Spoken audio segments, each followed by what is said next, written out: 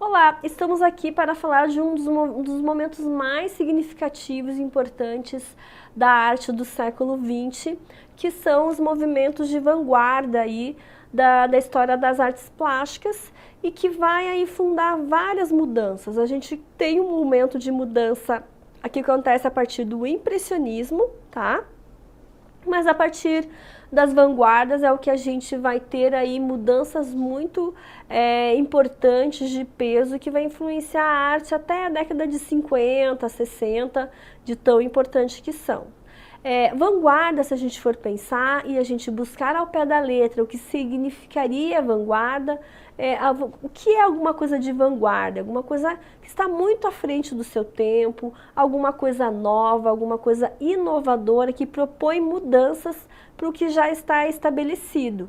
Então, a vanguarda, no caso, é alguma coisa que está além do seu tempo, no caso, então, vanguardas artísticas são movimentos artísticos que estavam além do seu tempo, estavam à frente do seu tempo e eles então vão ditar aí novas regras, novos pensamentos, novos pressupostos na arte. E começando aí com essas mudanças significativas, nós temos então o cubismo. Cubismo é um clássico aí, né, pessoal?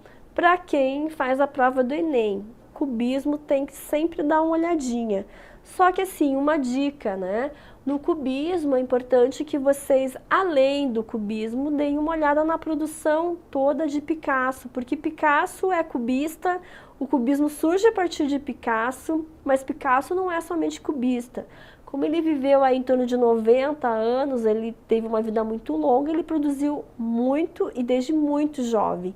Então existe uma produção anterior de Picasso que também é importante vocês estudarem, existe uma produção posterior ao cubismo que não é mais cubista, que tem até um referencial cubista, mas não é mais cubista, né? Então, assim, é importante darem uma olhada na produção de Picasso e estudarem o cubismo também, porque no Enem é recorrente que caiam obras do Picasso e obras do Picasso enquanto cubista, que existe uma grande diferença, tá? Então preste atenção nisso e deem uma estudada à parte né, nessas duas faces de Picasso. Então o cubismo aqui a gente vai ver que existe uma mudança essencial aqui, é que existe uma ruptura muito grande com toda a arte ilusionista, com toda a arte que vinha lá desde o Renascimento, tá? O cubismo busca aqui fazer um questionamento para os próprios artistas, para o meio, né? Então, para o meio artístico, para o meio dos artistas plásticos que é toda a composição, né? Toda a composição pictórica, ela é questionada e eles vão falar que não existe diferença entre imagem e fundo, tá? Porque figura e fundo numa pintura é uma coisa só. A gente tem uma superfície plana, que é a tela, como se fosse um papel, e lá a gente tem uma figura desenhada no primeiro plano e a gente tem o seu entorno, que é o fundo. E que, como estou aqui na tela, eu sou a figura e o resto é o fundo. Só que na pintura tudo é uma ilusão, porque tudo é uma coisa só. Tudo é plano e não tem volume.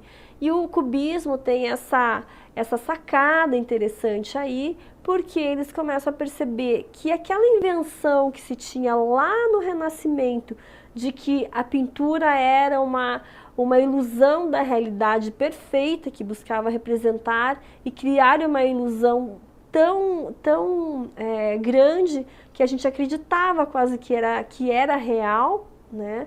No cubismo eles acabam desconstruindo isso, dizendo, a figura e o fundo são a mesma coisa. Então eles começam a questionar e começam a desconstruir esse pensamento ocidental na pintura e para as artes isso é extremamente importante. Tanto é que, a partir do momento que eles começam a questionar e a brincar com isso, né, de figura e fundo ser a mesma coisa, e cada vez mais aproximar a figura do fundo, falando dessa não diferenciação, a gente vai chegar ali, que eles não chegam ainda, têm consciência disso, que não querem chegar, mas movimentos posteriores vão chegar à abstração, que também aí muita influência do cubismo, tá? E a gente então vai buscar essa não distinção entre imagem e fundo, que eles vão eliminar essa ilusão de profundidade. E a gente tem aqui o trabalho do artista que era o companheiro aqui do Picasso nessa jornada do cubismo analítico, tá? Em que a gente vê que tem elementos retratados aqui no primeiro plano, a gente tem ali um violino, enfim. E o fundo que a gente não consegue muito distinguir. Onde está o fundo?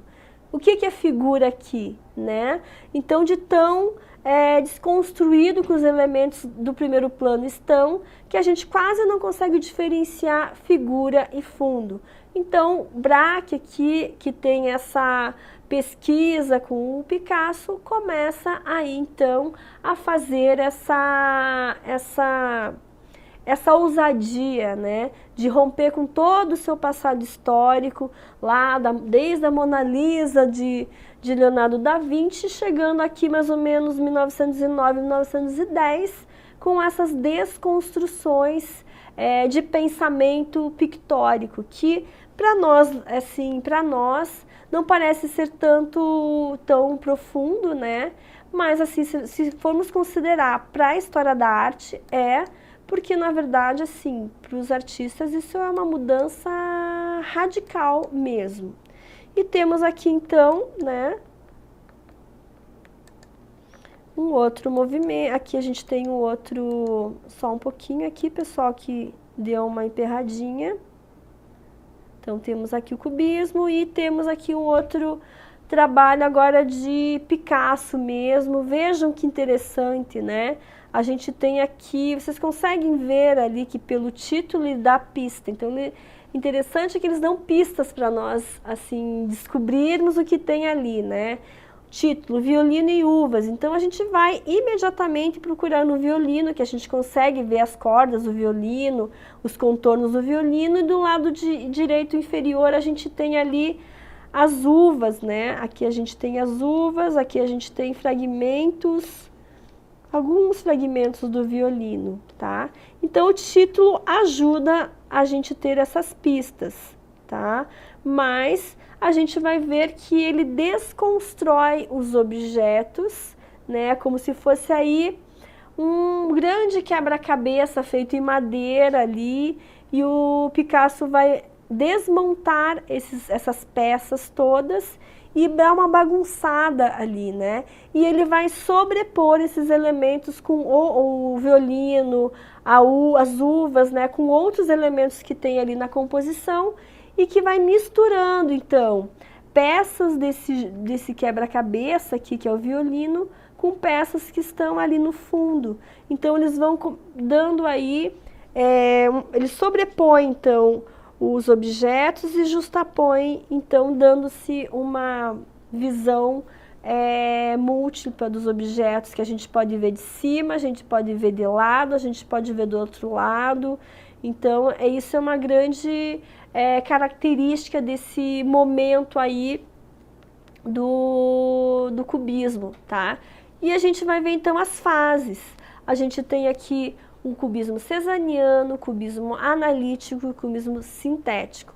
Lembrando que o primeiro, o cubismo cesaniano, ele não talvez não são todos os autores que vão exemplificar e vão dividir as fases do cubismo. Normalmente, o cubismo é conhecido como cubismo analítico e sintético, mas tem alguns autores que falam do cubismo cesaniano, que é a primeira fase no qual Picasso e Braque fazem parte, porque a partir das obras de Paul Cézanne, que é um artista lá do pós-impressionismo, que eles têm aí como base e referência para a pintura deles.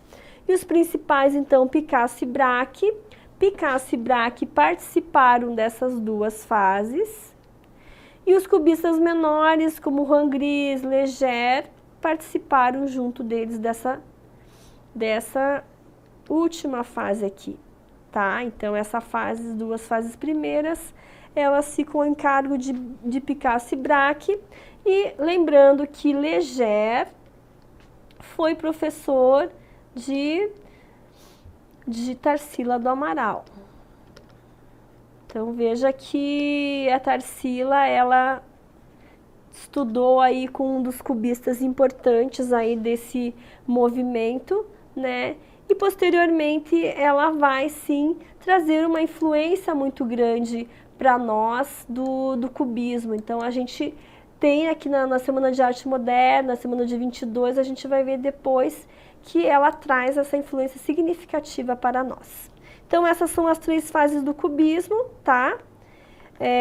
E agora a gente vai ter aqui, no movimento, na parte subsequente aqui, deixa eu só mudar o slide que ele tá emperradinho aqui, opa. Temos aqui uma obra, eu trouxe aqui essa obra até falando ali para vocês que eu havia comentado, de que o Picasso tem uma grande fase e depois ele tem a grande fase dele cubista, uma fase anterior. Essa obra de Picasso, que eu gostaria que vocês gravassem, ela já caiu no Enem, se não me engano 2 vezes ela caiu no Enem, que é Les Demoiselles d'Avignon, uma obra de 1907. Então, o cubismo ainda não havia acontecido, ela não se tinha inaugurado ainda o cubista. Então, Les Demoiselles d'Avignon, ela não é cubista, tá? Então, isso que vocês precisam gravar muito bem. Ela não é uma obra cubista, mas ela é uma obra pré-cubista. O que isso quer dizer é que ela é uma obra que influencia significativamente toda a pesquisa cubista, porque a gente já vê aqui nesta obra que as figuras, né, as figuras femininas que estão pintadas aqui, elas já estão com os seus corpos fragmentados aqui, tá? Assim como o fundo. Então aqui a gente começa a perceber que o Picasso, ele já é influenciado pelo Cézanne, nas pesquisas do Cézanne, na questão da perspectiva renascentista, que o Cézanne pesquisa bastante por meio da sua pintura e questiona também. Para Picasso, ele conseguiu apreender o conhecimento de Cézanne e traduziu nessa grande obra, que foi para a época um choque, porque a obra causou assim uma crítica muito grande com relação aos próprios artistas, mas que ele inovou muito a partir do momento que ele fragmenta esses corpos, ele fragmenta o fundo, ele quase que funde uma coisa com a outra, não tanto porque tem uma diferenciação de cor, mas a gente vê que esses pequenos elementos, pedaços, parecem caquinhos de vidro, né, que os corpos são construídos, isso tudo vai mudar significativamente a arte, tá? E ela vai então influenciar toda a pesquisa cubista posterior de Picasso e Braque naquelas 3 fases que eu mostrei ali para vocês e trouxe aqui para vocês terem muito claro que essa obra não é cubista, mas ela é uma obra pré-cubista, porque ela influencia toda a pesquisa do cubismo. Então ela vai influenciar muito significativamente aí os artistas Picasso e Braque. Então vamos ver aqui o próximo slide. Opa! Temos aqui o dadaísmo, então a gente está aqui passando um pouquinho rápido o cubismo, a gente tem vários movimentos para abordar. Então, do cubismo, o que fica de importante é pensar que a Les Demoiselles d'Avignon, de 1907, do Picasso, não é uma obra cubista, mas ela é uma obra que é o estopim para acontecer todo o movimento cubista. O cubismo, então, é um dos primeiros movimentos de vanguarda que efetivamente aí vai fazer uma ruptura muito grande aí na história da arte, daquela história linear. Ela quebra, ela causa um rompimento e ela quase que chega à abstração, e que isso ela deixa em cargo de outros movimentos que vão efetivamente serem abstratos, tá? Outra importância do cubismo é o cubismo sintético, que é a inserção de elementos banais do cotidiano na pintura, e que isso mais tarde também vai ser muito explorado por dadaístas, enfim. Eles começam a impregnar o suporte pictórico aí, que é a tela idealizada, que ela tinha toda uma aura, eles impregnam com elementos de pedaços de jornal, pedaços de tecido, de coisas descartadas, e isso para a arte também é muito significativo. Eles começam a aproximar a tela da pintura no nosso mundo cotidiano. Então, essas são as grandes contribuições aí do cubismo. E daí a gente vai ter o próximo movimento, que eu já mostrei ali no slide para vocês, que é o dadaísmo.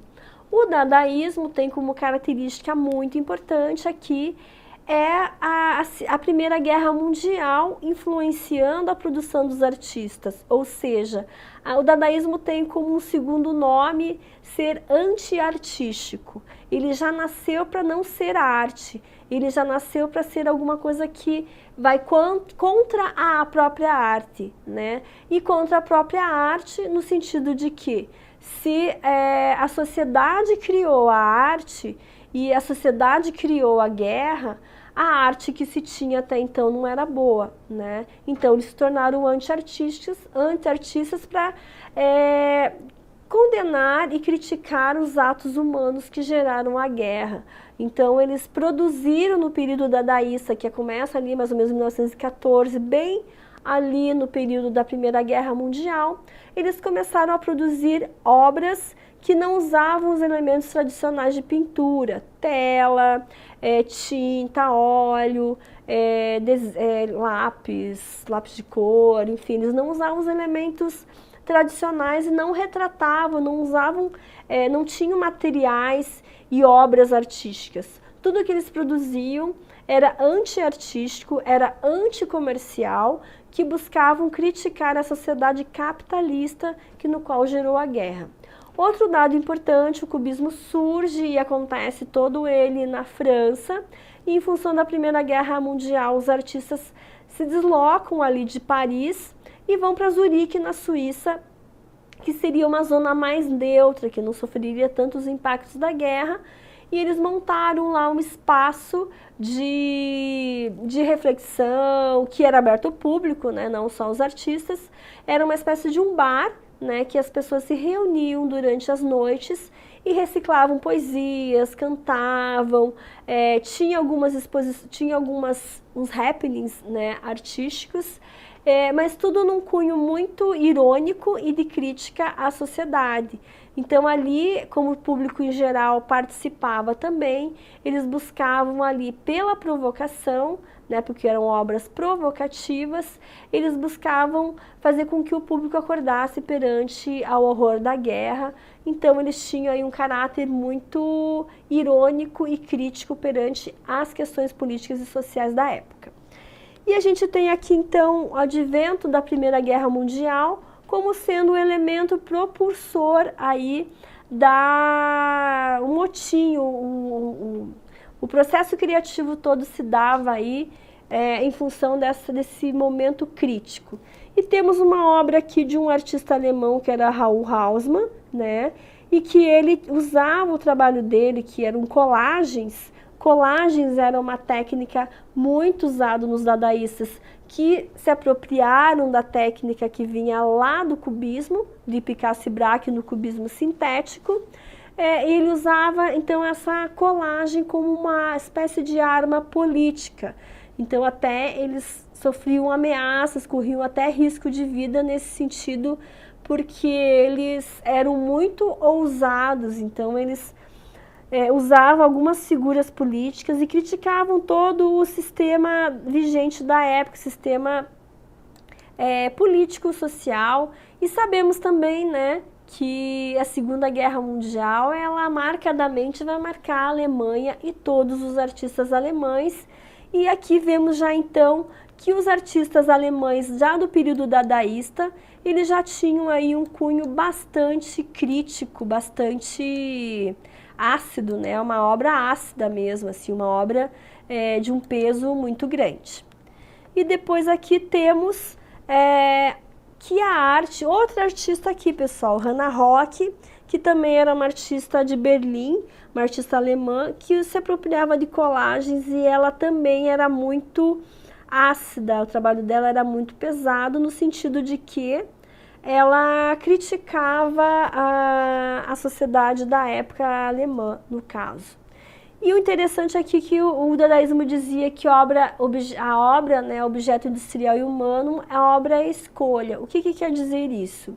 Como a essência do dadaísmo era anti-artístico e não tinha mais sentido produzir obras de arte, o que os artistas faziam? Eles buscavam se apropriar de objetos já existentes no nosso mundo cotidiano, objetos até de uso, né?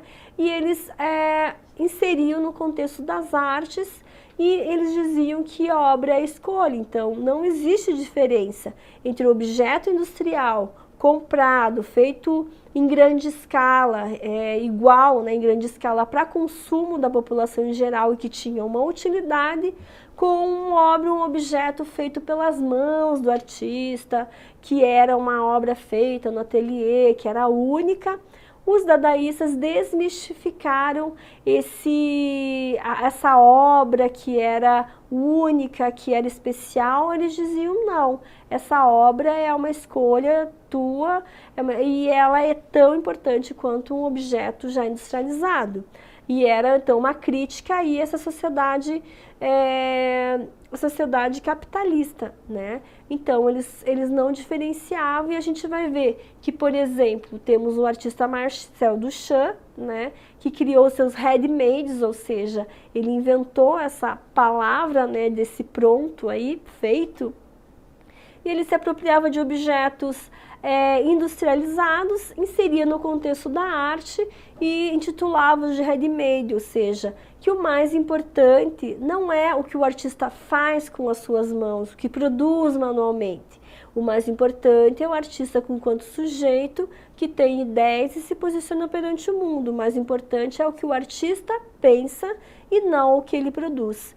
Então, assim, o dadaísmo vem justamente num período em que os artistas estão com muito medo das incertezas do futuro, a guerra causa essas incertezas porque na sua maioria eram muito jovens, né, e não sabiam o que ia acontecer no outro dia.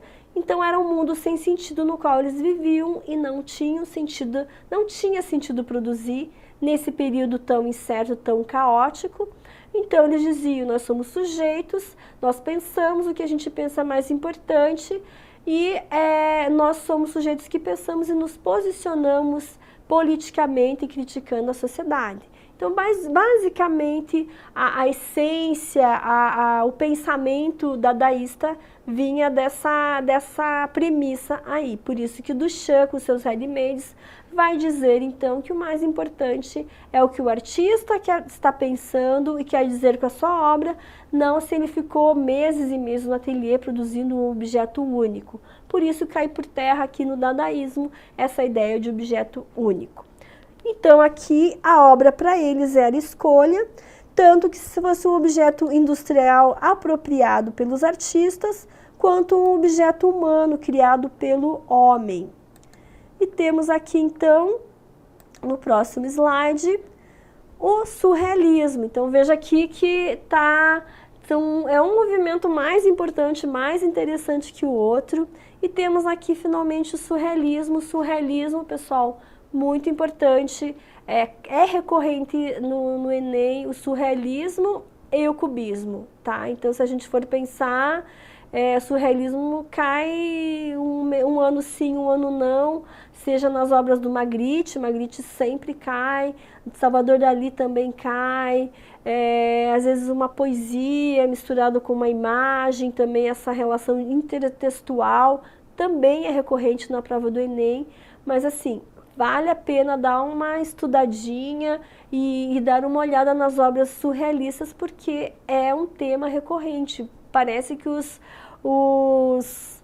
professores que elaboram a prova de linguagens e de artes gostam muito do surrealismo e do cubismo, então fica bem a dica aí, tá? Não sei qual mais, se é Picasso, se é Magritte, que aparece aí bastante no surrealismo, ou até mesmo questões mais teóricas, sem imagem, mas que falam um pouquinho dos movimentos. Então, o surrealismo ele acontece mais ou menos em 1924, tá? Então, isso tudo de maneira didaticamente falando, né? A gente já está longe ali daquele momento da Primeira Guerra Mundial. O surrealismo surge a partir do dadaísmo, ou seja, como o dadaísmo ele era anti-artístico e ele não tinha como intenção ser um movimento artístico com os pressupostos estéticos, filosóficos, ele não tinha uma estrutura, porque justamente ele era contra qualquer tipo de sistema, de estrutura, de método. O surrealismo ele vem, né, com o término do dadaísmo, ele vem aí surgir, renascer das cinzas do dadaísmo, tá? E ele se torna então um movimento mais organizado. De tão organizado que era, ele inclusive tinha até manifesto, ou seja, os artistas se manifestavam as coisas que eles pensavam sobre a arte, sobre o mundo, sobre a sociedade, a relação do artista com o mundo, por meio de um manifesto, eles se manifestavam. O interessante do surrealismo, e que depois a gente também vai ver no futurismo, e que é diferente do cubismo, mas que no dadaísmo já existia, era a mistura, né, a junção de várias artes, não só as artes plásticas, no contexto artístico. No dadaísmo a gente tinha músicos, a gente tinha pessoas da dança, das artes cênicas, das artes plásticas, tinha até médicos que trabalhavam juntos e que gostavam de arte, né? Então era assim já um movimento interdisciplinar, tá? Então várias áreas ali, e com o surrealismo não é diferente. Tanto é que o seu fundador ali é o André Breton, que ele era da literatura. Tanto é assim, e ele vai puxar um pouquinho a sardinha para o lado dele, da literatura, e ele valoriza muito os escritos. Tanto é que nós temos o manifesto surrealista, que foi ele que elaborou. E o Breton, ele tem aí uma particularidade muito interessante, de que ele, por ser da área de literatura, ele, além de gostar de escrever, ele era um investigador. E antes de atuar nessa área da literatura, ele queria ser médico. Veja que diferente, né? De poeta para médico, muita diferença. Mas essa experiência no qual ele foi estudante de medicina foi decisivo para o surgimento, para a configuração do surrealismo. Parece que não, mas é. Por quê?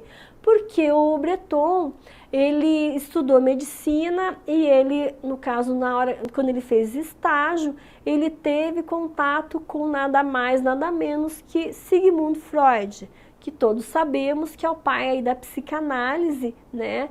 E que vai aí fundar um novo pensamento ocidental na sociedade do século XX. Se a gente tem ali Marx, né, que é também um grande pensador que vai modificar o pensamento da sociedade ocidental, o Freud também é o seu companheiro. Então, Freud e Marx, eles são fundamentais para pensar a nova sociedade, o novo pensamento da sociedade moderna ali a partir do século XX. E o Freud, então, faz as suas contribuições com a descoberta do quê? Do inconsciente. Porque cai por terra lá o pensamento de Descartes. Se eu penso, logo existo, eu sou somente o homem da razão. E o Freud não concordava com isso não, pessoal. Ele falava não, o homem não é só o sujeito racional. A razão do sujeito é só uma pontinha do iceberg. Pense um iceberg, né? E a razão é só a pontinha. O resto todo do sujeito é com base no inconsciente. Algo que às vezes é desconhecido de nós. É algo que nos rege, que nos movimenta.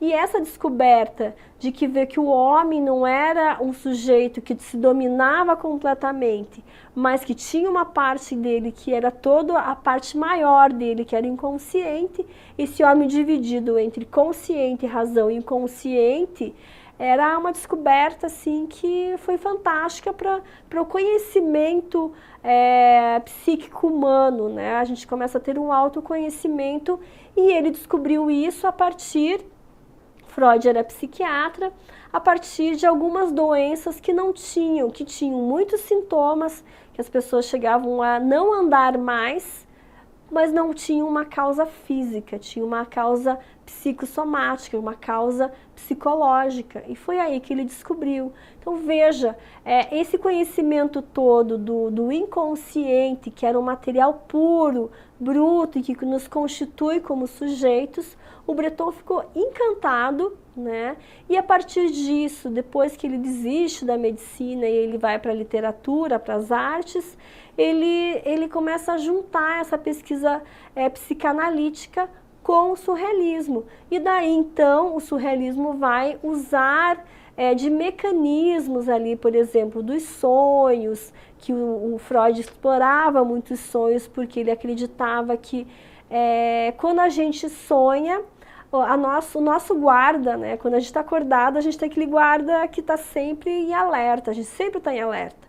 Nós dormimos, esse guarda, esse alerta dorme também, nós baixamos a guarda e todo o nosso material do inconsciente, ele vem à tona. Então ele achava que esse material era um material puro para conhecer quem era aquela pessoa. E o surrealismo vai usar desse material para justamente produzir. Eles falam, puxa, o artista trabalha com um processo criativo. O que não melhor do que você usar esse material bruto do sujeito? Então eles usavam de sonhos, eles usavam da espontaneidade do artista para que o viés do inconsciente aflorasse. E é bacana porque daí ele fala o tempo inteiro isso. O Freud não valida, né, a pesquisa dos surrealistas, dizendo que para ele era um cunho somente da medicina para cura, né? E a gente usava, aqui, os artistas, os surrealistas usavam para material criativo, tá? Então o Breton é muito importante ali, por mais que o Breton não valorizasse tanto os artistas plásticos e valorizasse mais a área dele da literatura, ele é fundamental para ele estabelecer essa conexão entre o inconsciente e a produção dos artistas, e que mais tarde também a gente vai ver ali que o manifesto do antropofágico do Oswald de Andrade vai ter uma influência muito grande do surrealismo também, e a pintura da Anita Malfatti com a Bapuru também tem uma influência surrealista. Então veja essas conexões. Tarsila do Amaral foi aluna do Leger e ela tem uma influência de uma fase cubista na obra dela, tá? E depois ela também tem uma influência surrealista que influencia Oswald de Andrade, que era o marido dela, que ela dá de presente a obra e ele faz o manifesto, assim como o Breton também faz o manifesto. Então, muito conteúdo aí, né? Então, aqui a gente tem o surrealismo, ele então nasce desse desejo de começar a reconstruir a partir das ruínas do dadaísmo, né? Então, ele é aí herdeiro direto do dadaísmo, tá?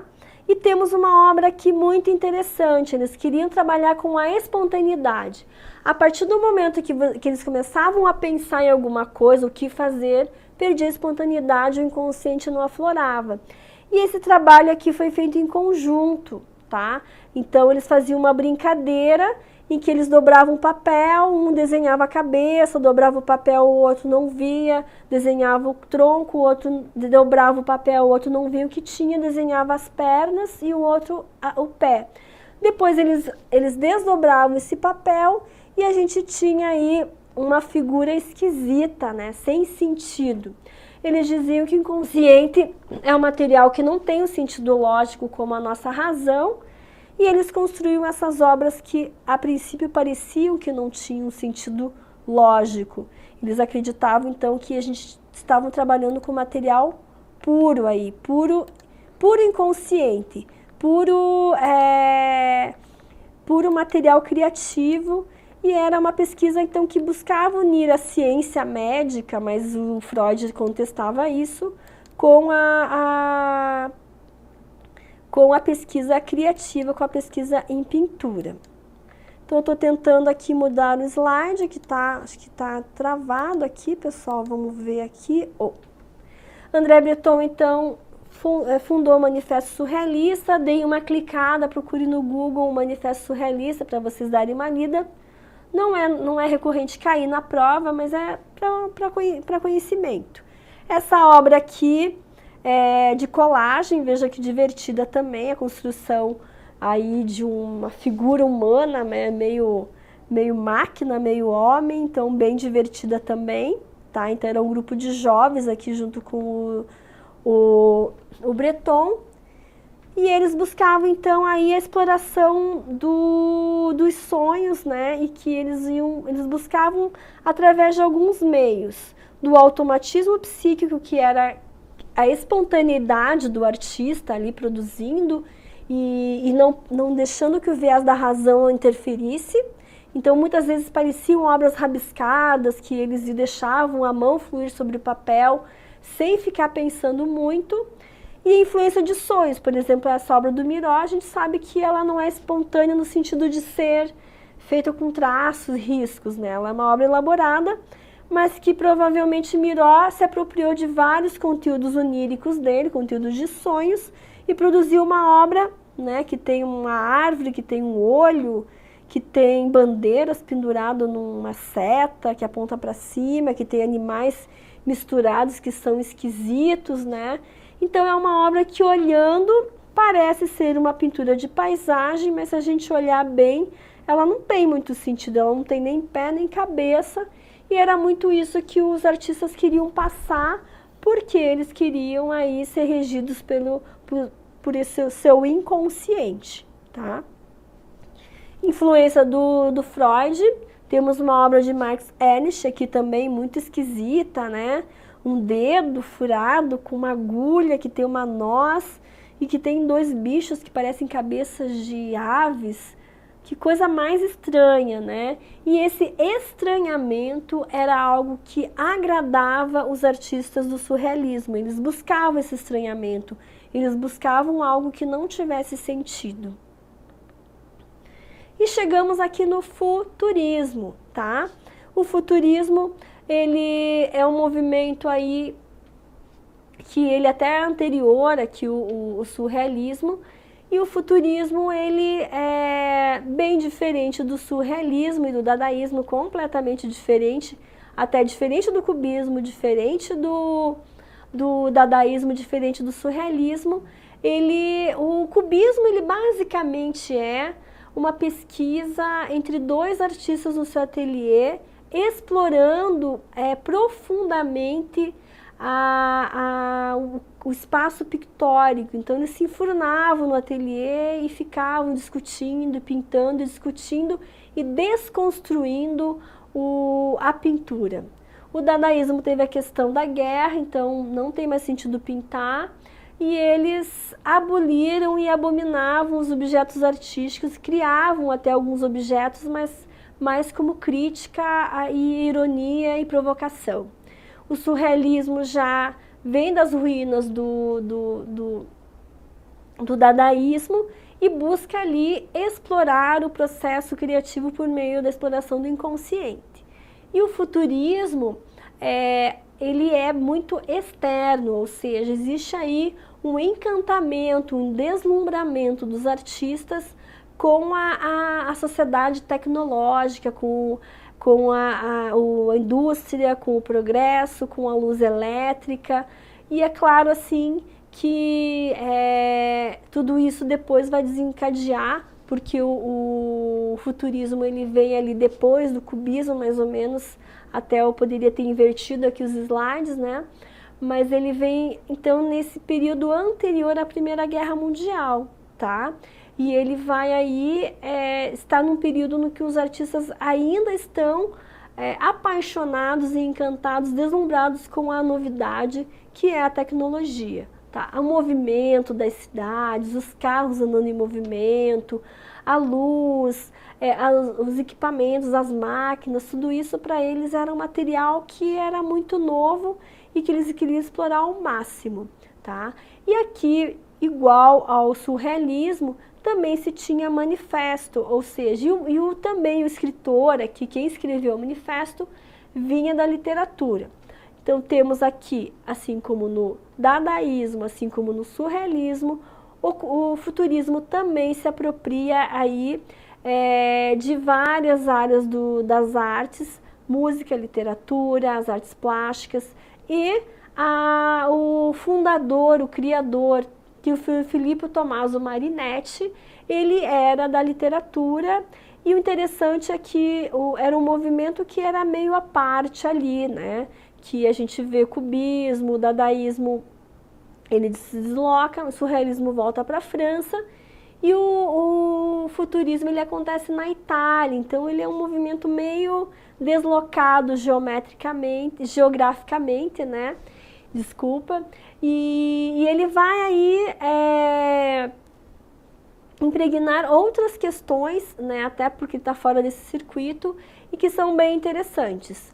E o Filippo Tommaso Marinetti, montando, organizando esse manifesto futurista, ele instaura aí um movimento. Seria o primeiro movimento artístico que cria o seu próprio nome, que cria um manifesto no qual fala as coisas, as questões que interessam ou que não interessam ou que pretendem criticar da sociedade, e o que penso sobre arte. Então é um movimento bem organizado, que começa com o seu nome próprio, e os artistas intitulam como futuristas, porque gostam do progresso que se tinha ali, pensam sempre no futuro, no crescimento, na tecnologia, criam o seu manifesto e tem as suas várias áreas aí atuando das artes. E interessante aqui, pessoal, cada uma das áreas tinha os seus manifestos. Tinha o manifesto dos pintores futuristas, tinha o manifesto dos escultores futuristas, tinha o manifesto dos musicistas futuristas. Então, cada uma das suas áreas, das grandes áreas, tinha suas sub-áreas que os artistas se reuniam, criavam manifestos, produziam, se organizavam para expor. Mas pensando aqui, a proposta do manifesto era extremamente inovadora, de rompimento com o passado. Então, assim, a aura, a premissa, o ar que se respirava era assim: vamos destruir tudo que é velho, que é do passado, e vamos instaurar, olhar para frente, ver o progresso, olhar para o novo, para o que para o que a gente nem conhece ainda, para o futuro. Eles queriam olhar para o futuro, por isso que o nome é futurista, tá? Mas nas artes plásticas existia uma certa contradição com esse pensamento tão inovador, porque o pensamento estava lá na frente e o trabalho estava um pouquinho recuado. Então eles não conseguiram tantas inovações plásticas como eles se pretendiam e como eles falavam nos seus manifestos, tá? Então é um movimento artístico italiano que rejeitava todas as tradições e valores das instituições da época. E aqui a gente tem um fragmento do trabalho do Carrà, que era um artista do movimento futurista, mas veja que interessante aqui nessa obra. Essa obra ela é futurista, essa obra ela tem influência aqui muito do cubismo. Então tem o cubismo, o futurismo ele é um herdeiro do cubismo, tá? E a gente vai ver que aqui tem o funeral, ou seja, várias pessoas carregando o caixão de uma pessoa importante que morreu, né? E a gente consegue identificar, a gente quase não identifica, tá? Aqui a gente tem, né, o caixão e as pessoas andando aqui. E essa obra, então, ela busca retratar o movimento das pessoas andando. Por isso que a gente não consegue reconhecer muito as figuras. Então, ela é uma obra que parece quase uma obra abstrata. Não é abstrata ainda, mas ela remete muito a uma obra que chega quase à abstração, tá? Mas que ela é herdeira do cubismo, então ela se impregna desse limiar entre o figurativo e a abstração, junto com a questão do movimento da cidade, né, que interessavam eles. Por isso que essa obra, assim, que tem esses risquinhos aqui, né, na obra, para fazer uma alusão ao movimento das pessoas durante esse funeral no qual as pessoas estão andando, carregando o caixão. Então, muito interessante aqui como se configura a obra. Temos aqui também, o que eu já falei para vocês, do Filippo Tommaso Marinetti, né? E olha que interessante, o Giacomo Balla, ele retratou, pintou uma luz elétrica, porque aqui a gente começa a ter aí essa vida noturna mais intensa, né? Com a luz elétrica, com a velocidade, com a energia mecânica. Tudo isso para eles era muita novidade, era algo que para eles encantava. E é bacana então aqui esses feixes de luz aqui, né? Para falar que a luz tem movimento, tem materialidade. Todas essas pesquisas aí é o que interessava então esses artistas. E a gente vê que eles têm então todo esse olhar para o futuro, tanto é que tem vários arquitetos da época que, por exemplo, Antônio Sant'Elia, que desenhou e projetou, fez um croquis de uma cidade do futuro, né? E que hoje, até olhando aqueles croquis, aqueles esboços, a gente lembra muito as nossas cidades de hoje. Então lá 1914, 13 mais ou menos, né?